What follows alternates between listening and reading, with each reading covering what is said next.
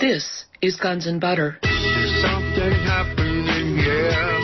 Yeah. What it is ain't exactly clear. There's a man with a gun over there. Now, when Putin says the collapse of the Soviet Union was a tragedy, I would agree with that.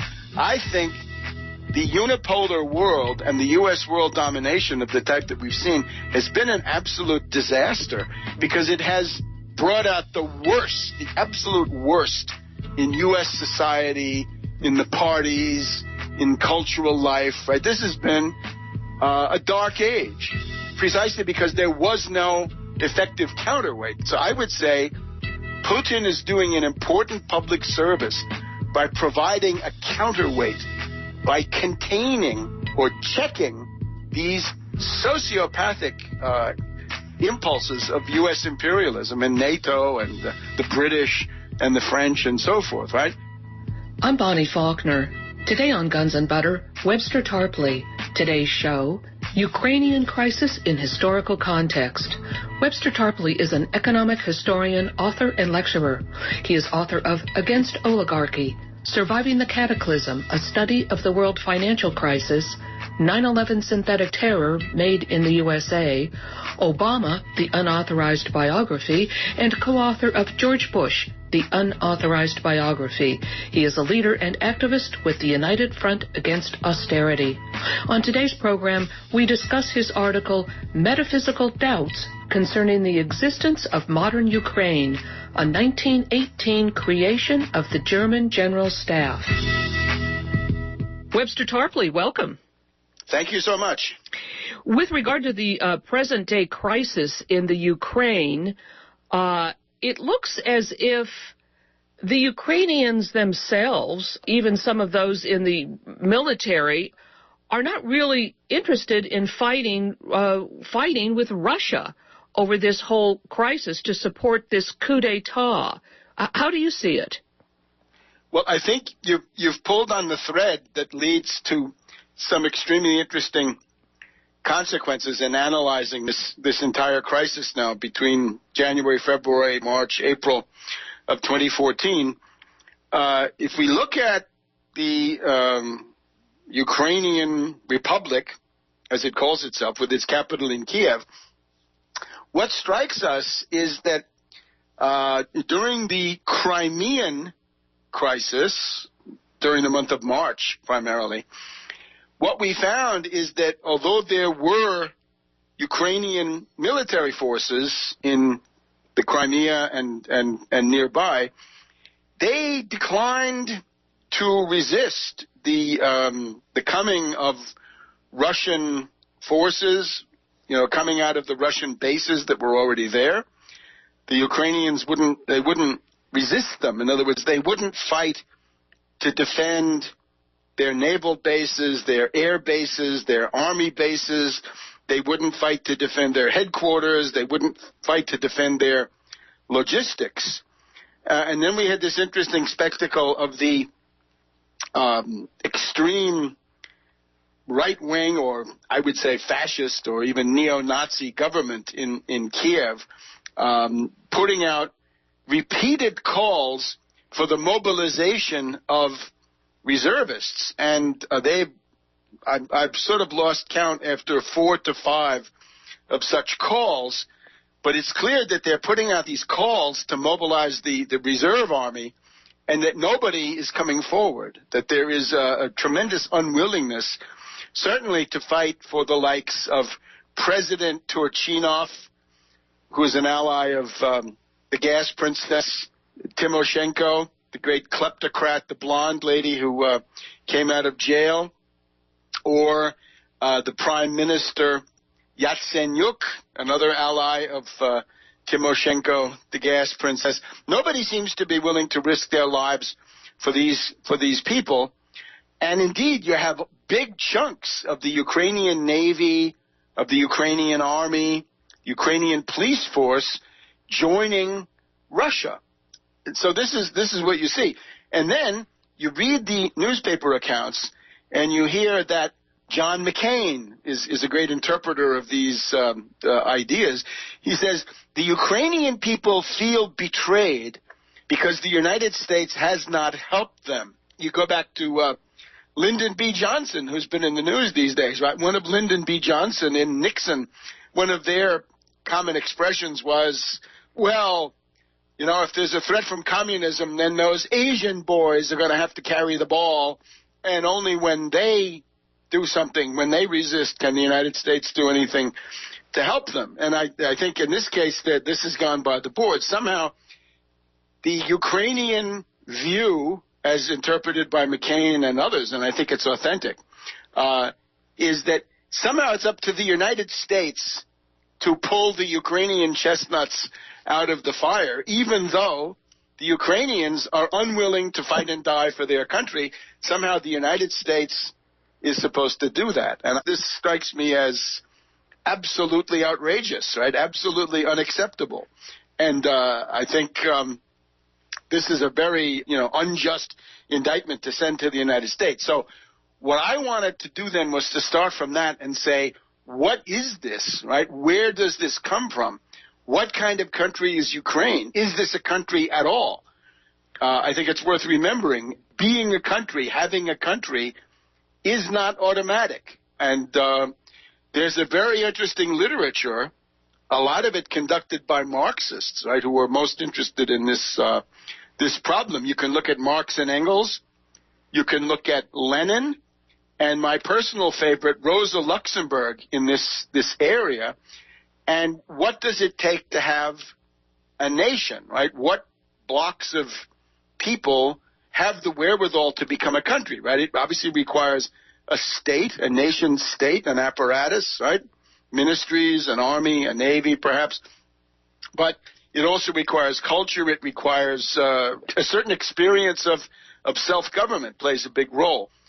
And as Rosa Luxemburg pointed out, you've also got to have something like a full-set economy. In other words, if you happen to be totally integrated into the economy of some larger entity, as Ukraine was, right, since it was built under the Soviet 5-year plans, and even today you see that the economic viability of Ukraine is practically non-existent, right? It cannot pay for gas, and its entire economic orientation is to the east, to Russia, but at the same time, this gang of adventurers we have in Kiev, the fascists and their frontmen in business suits, they insist on orienting towards the European Union. So what is this? And here's the thing that I found. You can make a preface to this. You can say, well, in the year 988, Kiev was the absolute center of Russian history because this is the moment where Grand Duke Vladimir of Kiev decides to convert to the Greek Orthodox Church in Constantinople. And this, of course, this has sweeping implications for all of Russian history, right? The presence of the Orthodox Church is the huge fact, right, starting in 988, and that has not changed.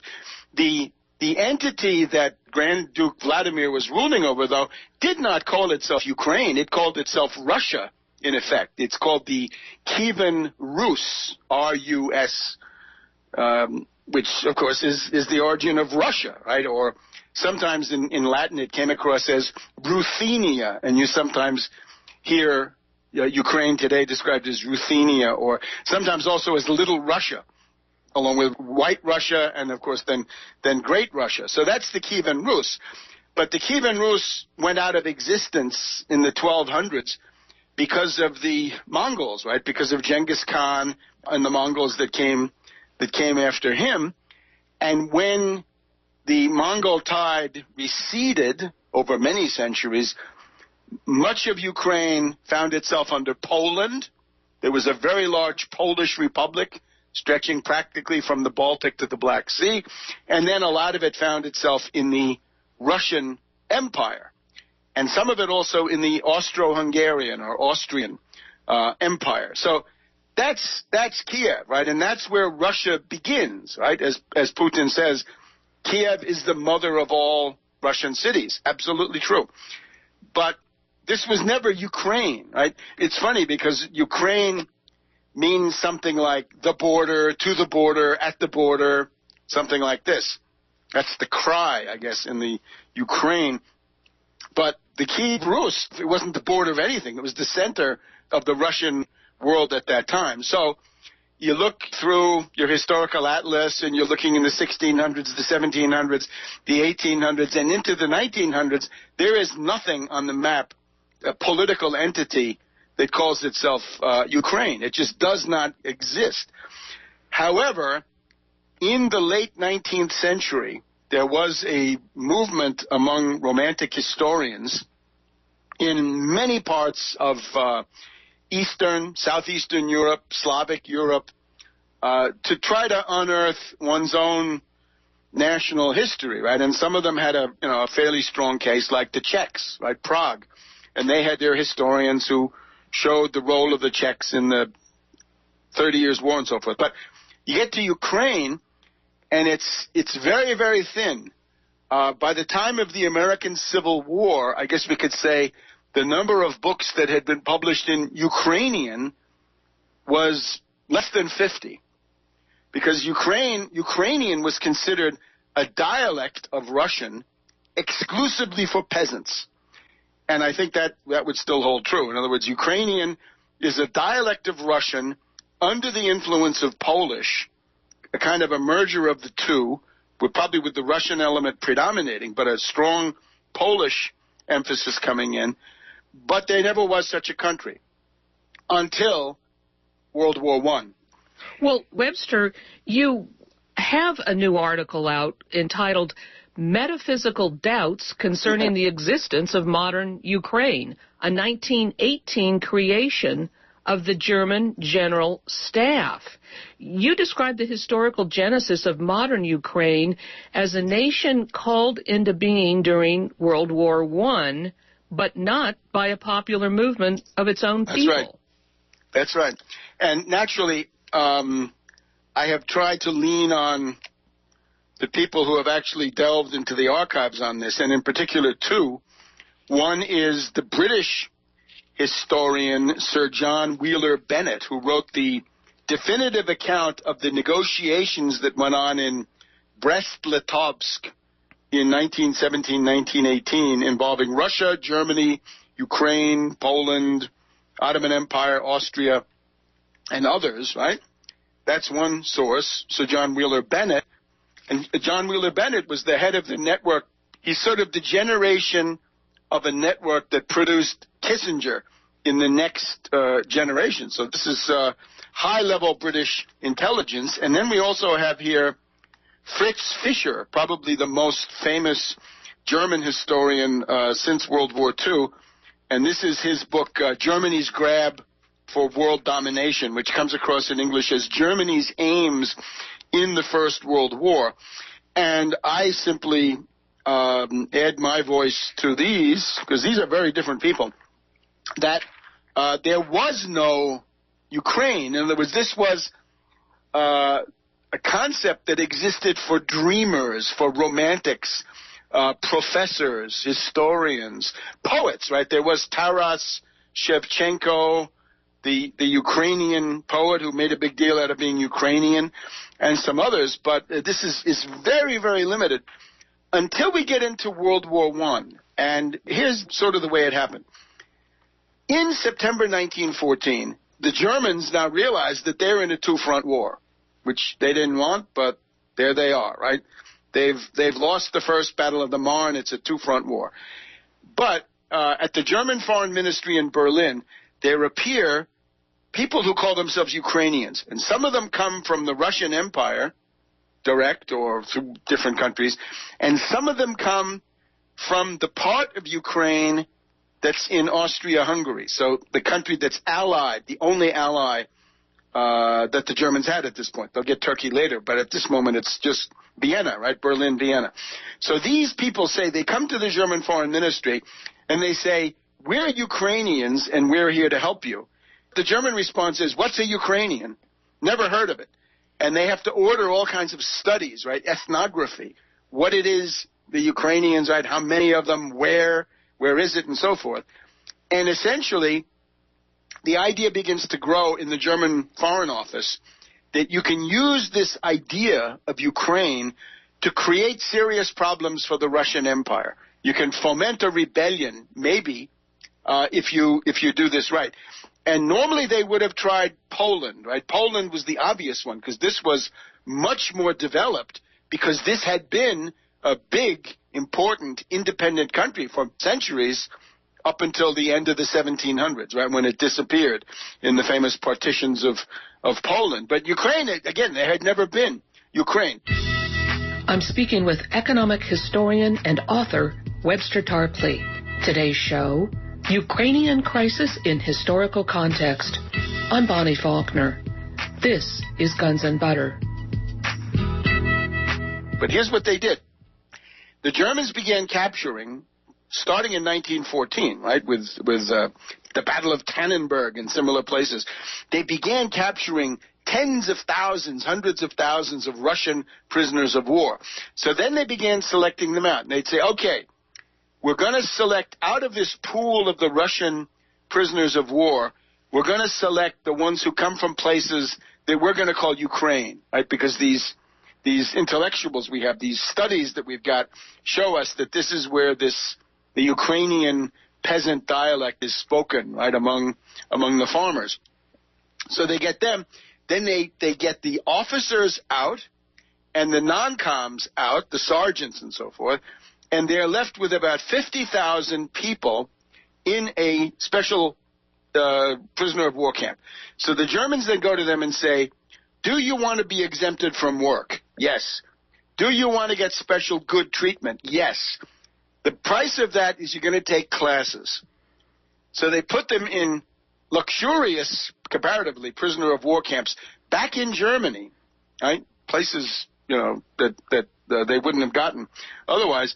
And they start giving them classes on the idea of Ukraine, what it means to be a Ukrainian. That you've been a Ukrainian all along and you didn't know it. But the problem is that these prisoners of war are not interested. They don't care. Ukraine means nothing to them. So then the Germans change tactics, and they say, guess what? We're going to teach you agronomy, and we're going to teach you, how to be a good farmer.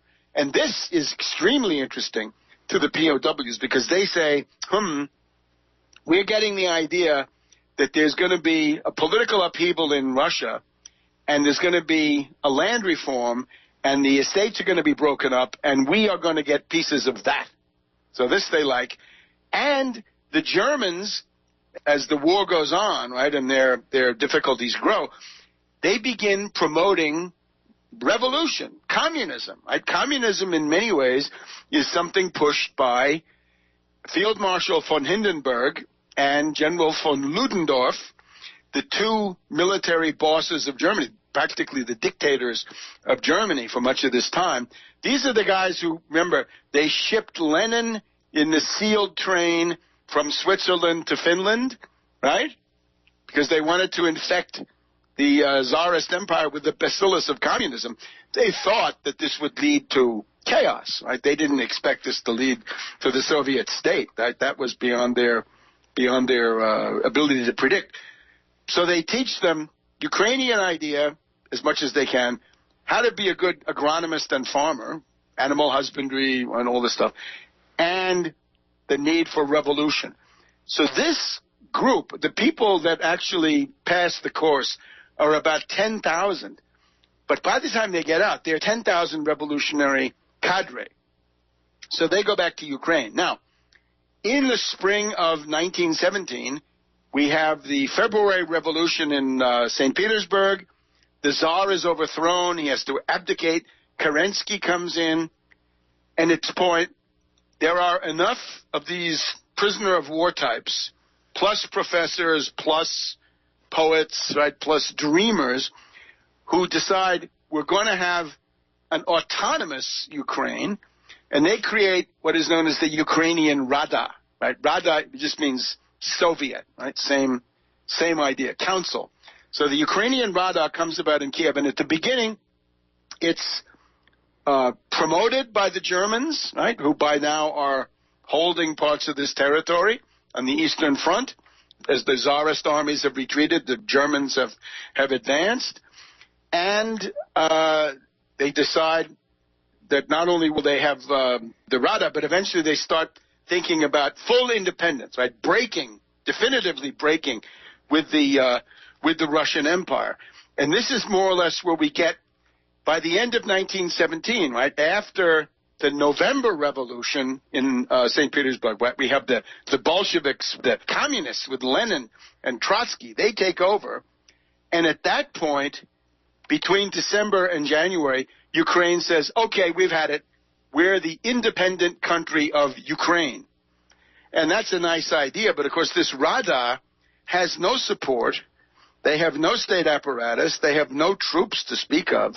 So what's going to happen? Well, there's a general armistice all along the Eastern Front in December 1917.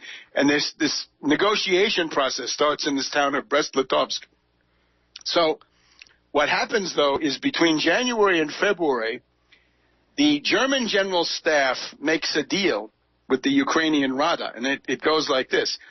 The German army will support the independence of Ukraine, and, of course, without this, they couldn't have lasted for a minute, because the Bolsheviks were, constantly outside of Kiev, shooting artillery into Kiev. They would have been overthrown within days or weeks at the most. But the German army says, we'll protect you, we'll make sure you stay in power, but here's what we want. And this is now the big issue is food. There were hunger riots in Vienna in the summer of 1917 because, of course, the British and by now American British sea blockade does not let any food come into Germany, right? People are starving in Berlin, in Vienna, all over the place. They're not getting anything to eat. So the Germans say, look, the price of independence for you is this, 1 million tons of grain. During the year 1918, we want you to deliver 1 million tons of grain. Then we want 400 million eggs. It's amazing. They go through this accounting. We want 50,000 tons of beef, or maybe it's pounds, but a lot of beef.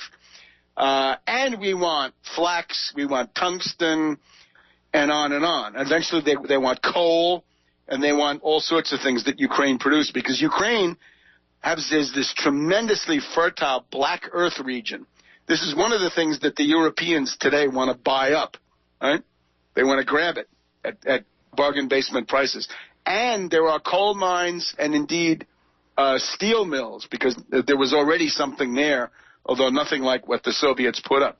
So that's how Ukraine gets on the map. And this is called the bread peace of Brest-Litovsk, early February 1918. So the Germans are sponsoring Ukraine.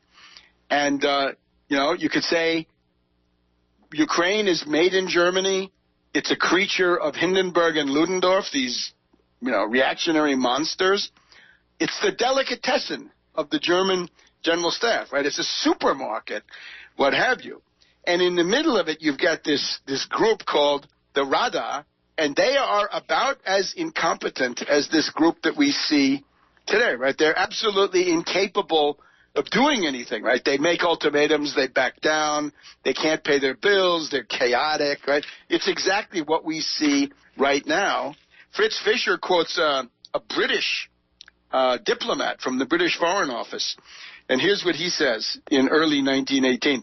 He says, the present Ukrainian government is nothing else than a club of speculative political adventurers who are engaged in doing wonderful business with the support of German bayonets.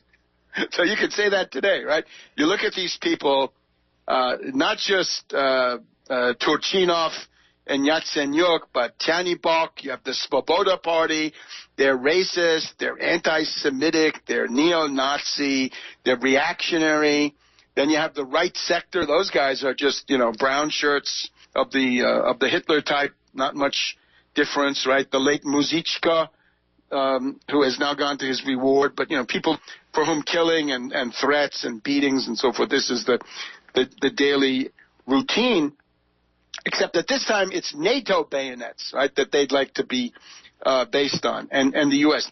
Well, now, you mentioned the bread piece of 1918, right? Right. Is that what you're talking about right now when they're supplying all this food to Germany?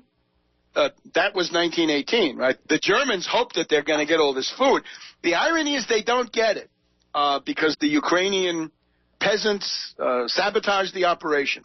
And the Rada is too incompetent to deliver the food. So the Germans expect 1 million tons of grain. The estimate I've seen is that the whole operation, which goes on for more than a year, the Germans get 40,000 truckloads of various kinds of food. But that is a very, very bad return. So what the Germans do is they say, we're going to kick out the Rada, and we're going to bring in a dictator, and the guy's name is Skoropadsky, and they say, now we're going to squeeze these Ukrainian peasants like a lemon, and ironically, the result of that is that the Ukrainian peasants begin to say, you know, the Russian Empire wasn't that bad. They're communists now, but they're still got to be better than this German puppet Skoropadsky.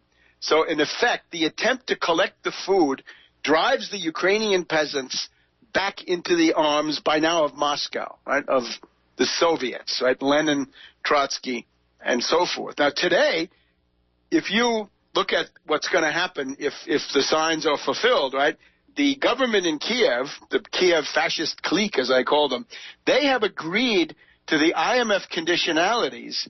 That's also the demand of the European Union and has been, since last autumn at the beginning of the crisis. They want the price of natural gas doubled. They want the social safety net to be savaged. No more help for pregnant women. No more help for nursing mothers. No more help for old people, sick people, children, right? You go through the list. It's the usual savagery of the IMF conditionalities or memorandum, right, as it's known after Greece. So what you've got today is even if the current crisis does not push the eastern Ukraine back into the arms of Russia, as soon as you get a new regime and they start imposing this deadly, murderous austerity ordered by the IMF and the European Union and the European Central Bank, the Troika, then that's going to do it, right? That's going to be the destruction of Ukraine. And people who want to secede from Ukraine are running, of course, they're running away from the neo-Nazis, anti-Semites, and hooligans who rule in Kiev, but they're also running from the idea that they don't want to go through the IMF shock therapy meat grinder. Some of them for the second time, right? Because some of them were part of it when it was Russia. So as a result of that, after some episodes in the Civil War, right? You got to remember these people like Denikin and Kornilov and Wrangel, right? The white armies that tried to put an end to the communist rule in Moscow, they were generally based on the Black Sea. And essentially, you look at this, in both world wars, the Germans occupied Odessa and Sevastopol and the Crimea in both world wars. And after World War I, the French came back and occupied Odessa and Sevastopol. And, of course, these are precisely the cities that the British and the French had occupied during the Crimean War of 1853 to 1856. So if you're a Russian, you'd have to say, well, first of all, Ukraine and the north coast of the Black Sea, right, what's called the Pontic Steppe, right, the land north of the Black Sea. They say that's an integral part of Russia. Not only is it an integral part of Russia, but it is one of the main avenues of attack that has been used by the British, the French, the Germans, and everybody else who wanted to attack Russia have tried it also using that area. So at that point, Ukraine is back in. They become the Ukrainian Soviet Socialist Republic. I'm speaking with economic historian and author Webster Tarpley. Today's show, Ukrainian Crisis in Historical Context. I'm Bonnie Faulkner. This is Guns and Butter. And then we have Khrushchev in the 50s making this very foolish transfer of the Crimea and the coast to to Ukraine, which it had not been. But we're getting a little bit ahead of ourselves now. The other thing that you got to point out is when Hitler attacked the Soviet Union in June of 1941, you have this guy, Bandera, Stepan Bandera. He is the darling of Maidan. He is the spiritus rector of the Svoboda party of Chanibok, and these people have, 5, 6 ministers in the government? Yes, they were the one that carried out the recent coup d'etat.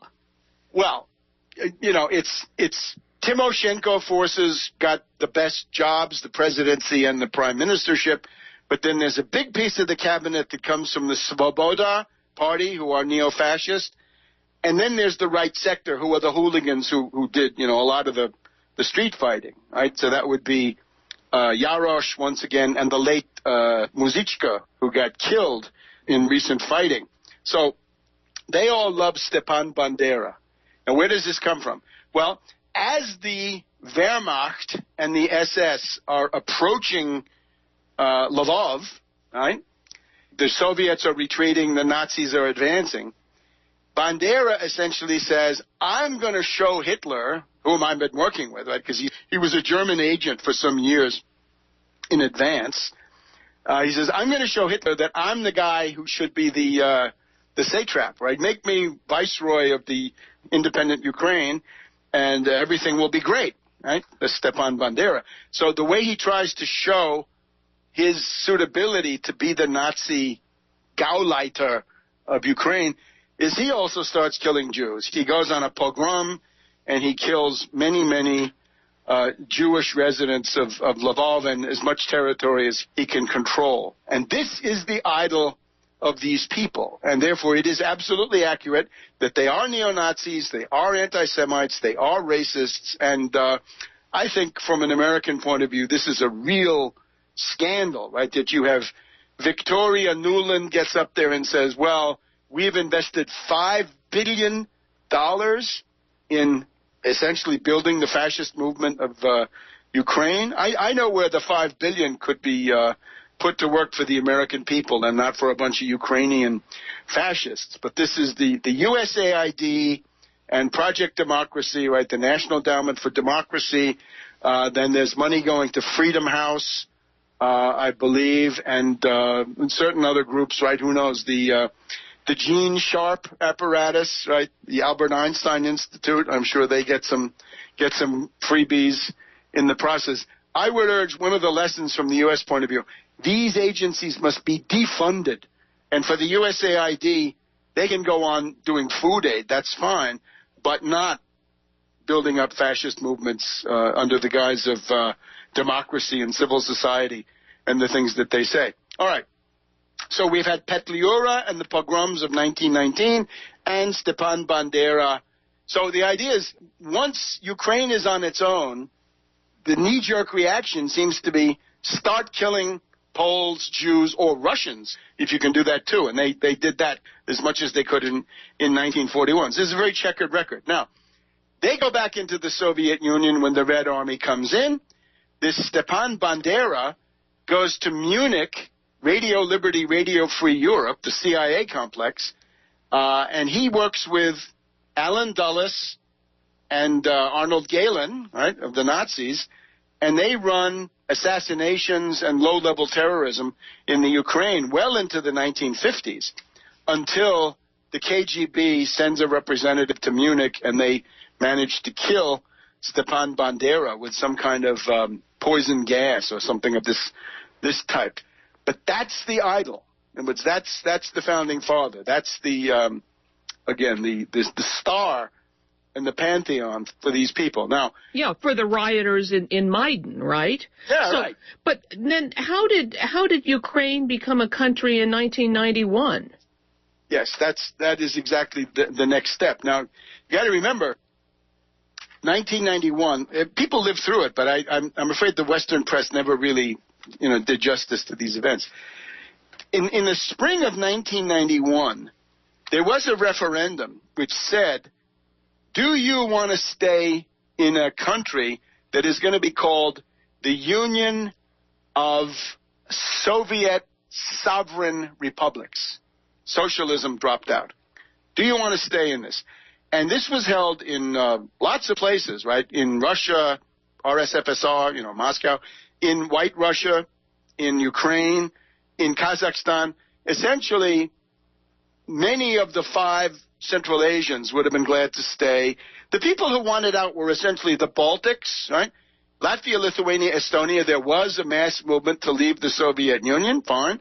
And in the Caucasus, right? Armenia, I think, but Azerbaijan and Georgia for sure, they wanted out. So these 6 little countries, fine, they wanted to leave, whatever that was going to look like, but there would have been a possibility to keep essentially the Soviet Union more or less intact. Now, when Putin says the collapse of the Soviet Union was a tragedy, I would agree with that. I think the unipolar world and the U.S. world domination of the type that we've seen has been an absolute disaster because it has brought out the worst, the absolute worst in U.S. society, in the parties, in cultural life, right? This has been a dark age, precisely because there was no effective counterweight. This poor drunk Yeltsin was incapable of doing it. So I would say Putin is doing an important public service by providing a counterweight, by containing or checking these sociopathic impulses of U.S. imperialism and NATO and the British and the French and so forth, right? That we needed more of this, and it's good that we've finally gotten it. And I would also say that we don't want Ukrainian fascism to thrive. We want it to be strangled in the cradle, right? There's a good Roman proverb, right? Principiis obsta, right? That evil has to be nipped in the bud, and it's high time that this happens. So I would think that there's a positive role there. But now, how did this come about? In the spring of 1991, there's this referendum. Do you want to stay in the Union of Soviet Sovereign Republics? Ukraine votes 75% yes, we want to stay. That's in, I think, April. But then you have the August coup. You have the KGB bosses, the defense complex bosses, and others, Interior Ministry. They try to go back to an authoritarian state, right? And whether Gorbachev is with them or halfway with them, Yeltsin comes out on top with the help of the West, right? International mobilization of the world community, as it's called, right? Under U.S.-British auspices, to be sure. So after this, though, here's a problem. Most of the component republics of the Soviet Union supported the August coup.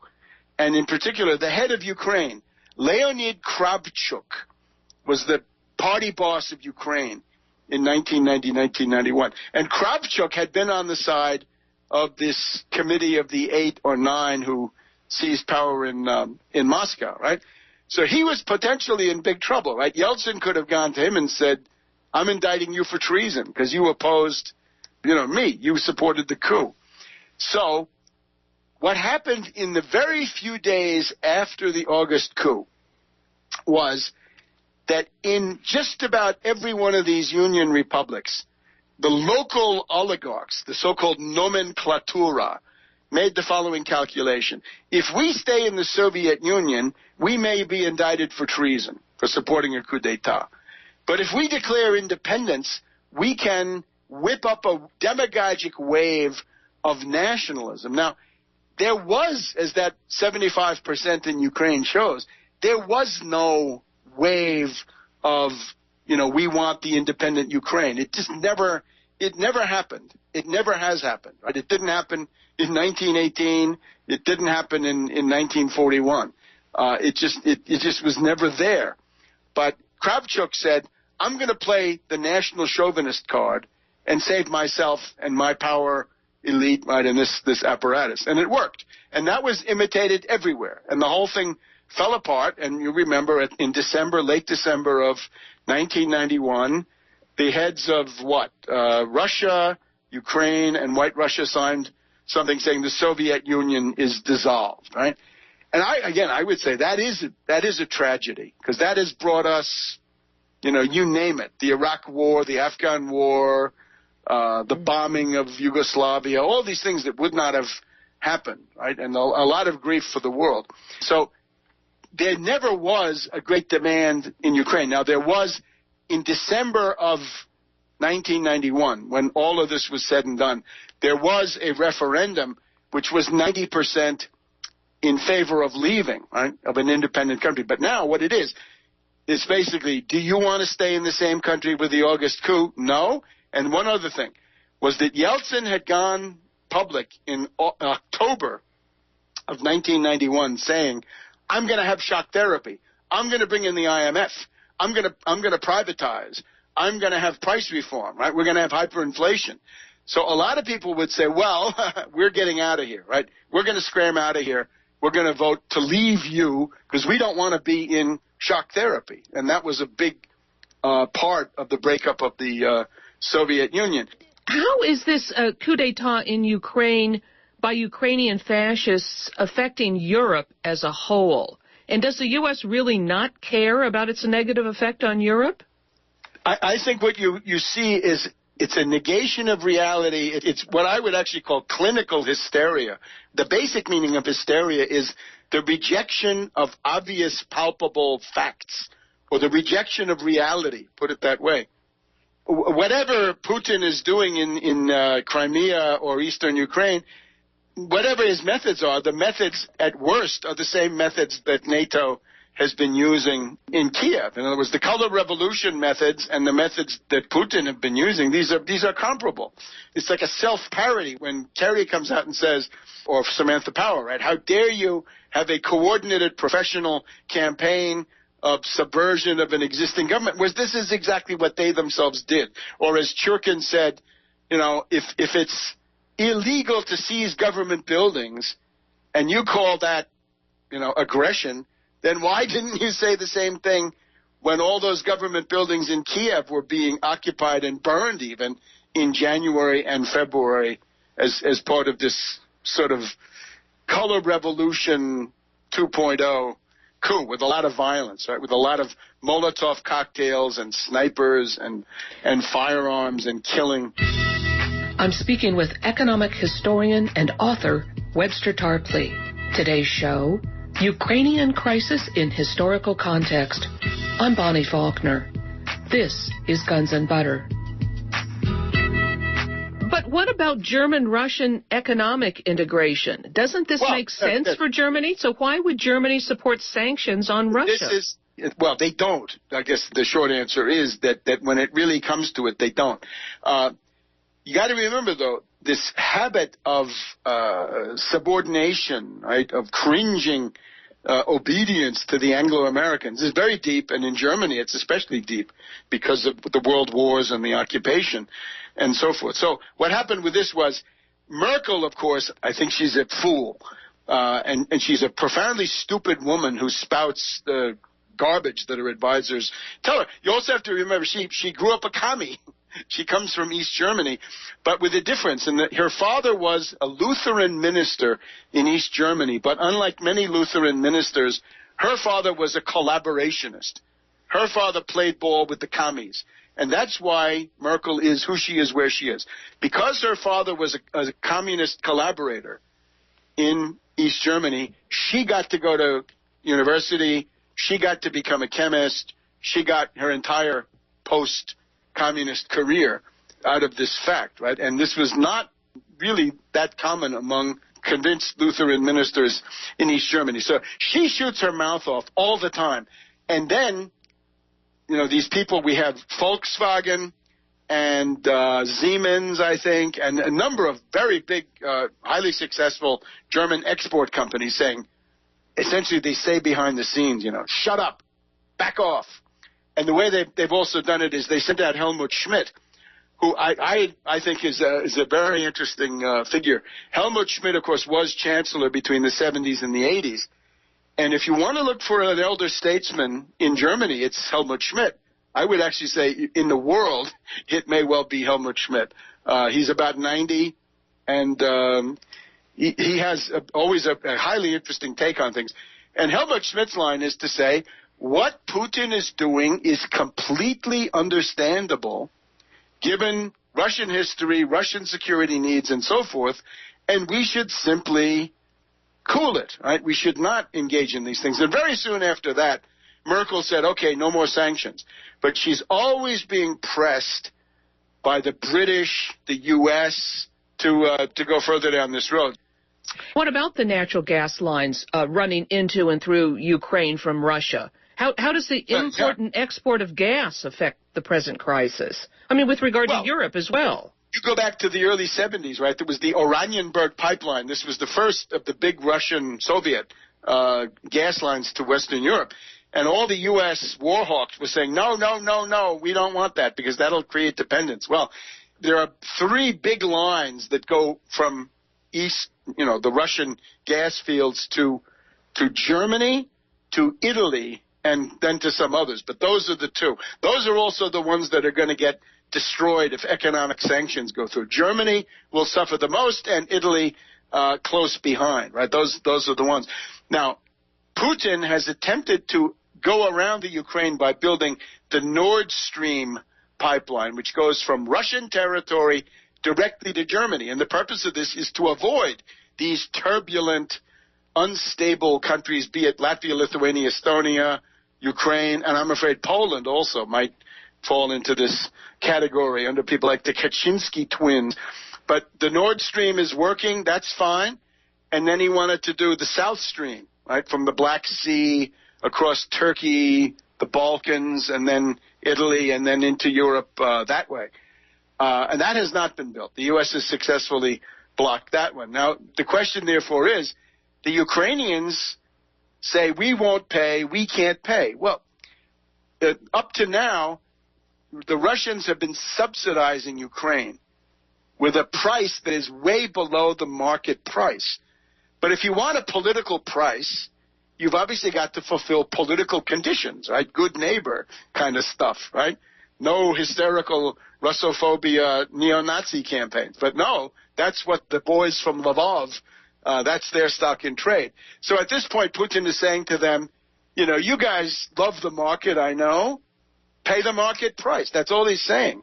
We're not prepared to subsidize you when you're a hostile country. I don't see anything so scandalous about this. Now, how could they, in fact, exist? I would say two things.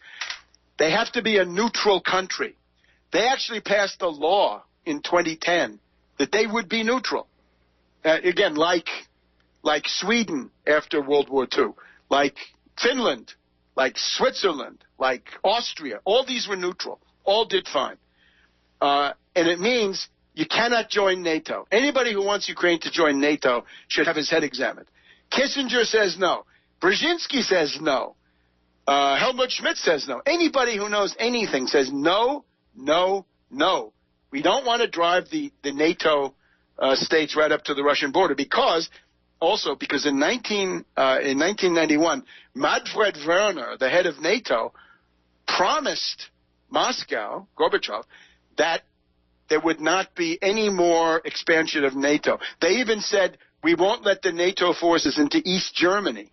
And, of course, what they've done is they've got Latvia, Lithuania, Estonia, Poland, Romania, Bulgaria, right? All of these are NATO members. Georgia wants to be a NATO member. No, no, no. And again, from the American point of view, you want to fight and die for some tin pot fascist like Saakashvili of Georgia or Yarosh?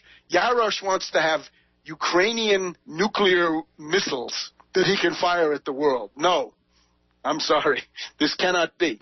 So the one side is neutrality. You can call it Finlandization, right? You got to remember, Finland in World War II worked with Hitler, was an ally of the Nazis, hand in glove with Hitler.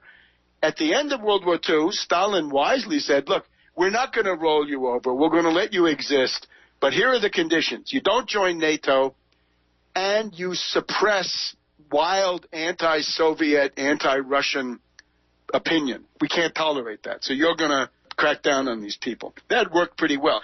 The other thing then is this question of a confederation. In other words, it's clear there are two parts, right? It would be like Austria-Hungary, right? Like a dual monarchy, but a confederation with a capital that would do defense and foreign policy and nothing else. So all the police powers and all the rest of that would be more than the U.S., right? Because it would be not a federation, but a confederation, which is weaker, right? Like the Confederate States of Ukraine. It would have a very weak central government, and that would then allow the East and the West to coexist. But, of course, the people from Lvov say, no, we demand it all. I think the people from Kharkov and Donetsk are more reasonable. They just say, look, we want our own autonomous region. But I don't see that lasting very long as a perspective, precisely because the people in the fascist forces are such chauvinists that they wouldn't accept it. So the idea is neutral and a confederation. Now, what's a good example, right? A country that's even more divided than Ukraine, where you have people speaking French, German, Italian, Rhaeto-Romanish, right? It's Switzerland. Switzerland is a confederation. The official name of Switzerland is Confederatio Helvetica. That's the Latin name of the country. That's the real name. And then it's neutral, and it's been neutral for several hundred years. And they do fine, right? This is not my idea of a country, but for them, it's just what they need. Well, the other alternative, of course, is that it becomes reintegrated into Russia, right? Yes, certainly the entire part, I'd like to say east of the Dnieper River, but it's more than that. It's really a kind of a diagonal line that goes from north of Kharkov across the Dnieper and down towards Odessa, because Odessa is a classic Russian city as well. So it would be a third and perhaps more than a third of the existing land mass that I think at the current rate it looks like this. If the right sector sends fascist thugs with weapons to try to attack these buildings in eastern Ukraine, then Russia will have to intervene to restore order, was the 19th century expression. And that's fine with me. I have no compunctions about this. The U.S. owes Ukraine exactly nothing. Nothing. There's no treaty. They're not in NATO. This is not our responsibility. And anybody who says it is crazy. Now, what was CIA Director John Brennan doing in Kiev? Well, the weekend that he was there, which is this past weekend, right? The weekend being the 12th and 13th of April.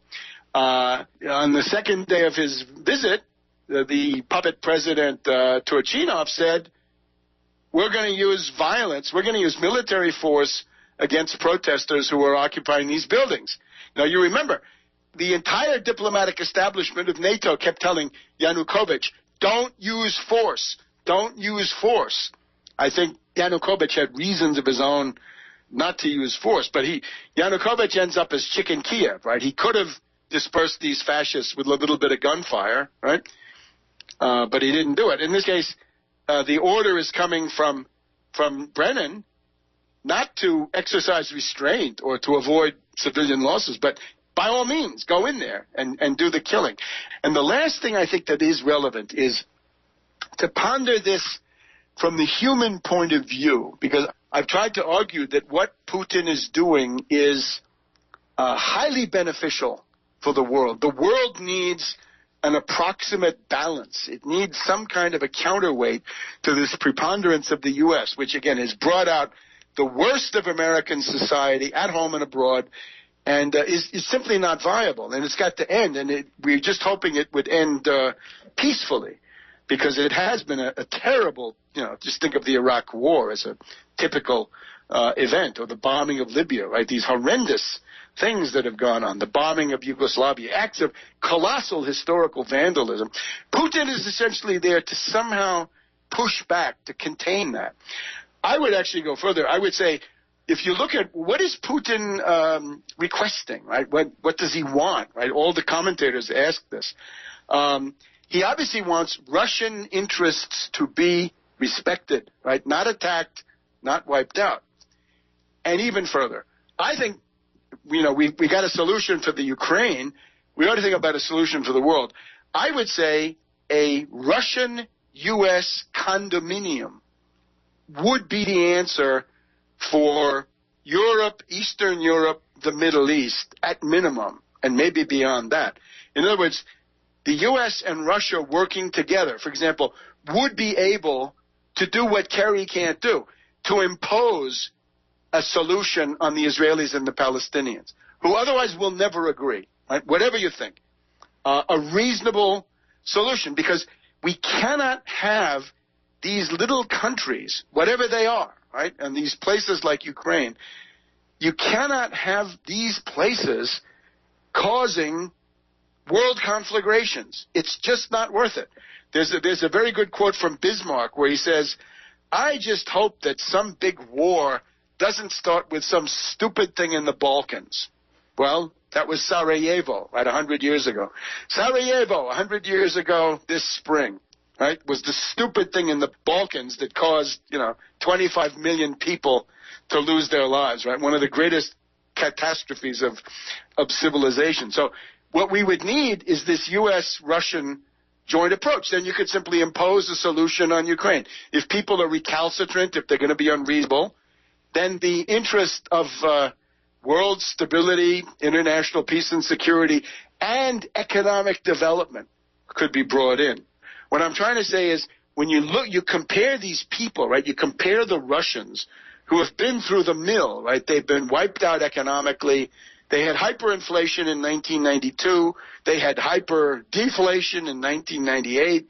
They lost their country, right? They've been shocked all these different ways. Somehow, these individuals are bigger, they're more complete, they're less mutilated, less deformed, less decadent, less degenerate than the specimens we see on the other side. So what you're seeing is imperialism in action. And whether a person can have integrity or whether somebody can become great or not generally depends on what a given social formation is willing to accept. How much reality? So I'd have to say the ability of the United States political establishment culturally to accept reality is extraordinarily low. Whereas the Russians, I think they are much more reality-oriented, and that's a huge kind of plus that they have going. But I would urge everybody to think about it also in those terms. Webster Tarpley, thank you very much. Thank you. There's something happening here. Yeah. What it is ain't exactly clear.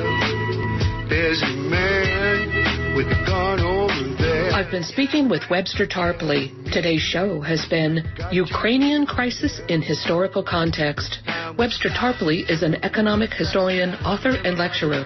He is author of Against Oligarchy, Surviving the Cataclysm, a study of the world financial crisis, 9/11 Synthetic Terror, Made in the USA, Obama, the unauthorized biography, and Just Too Weird, Bishop Romney and the Mormon Takeover of America. Webster Tarpley is a leader and activist with the United Front Against Austerity at againstausterity.org. Visit his website at tarpley.net. That's tarpley.net. Email him at tarpley@tarpley.net. Guns and Butter is produced and edited by Bonnie Faulkner and Yarrow Mako. To make comments or order copies of shows, email us at faulkner@gunsandbutter.org. That's FAULKNER@GUNSANDBUTTER.org. Visit our website at gunsandbutter.org.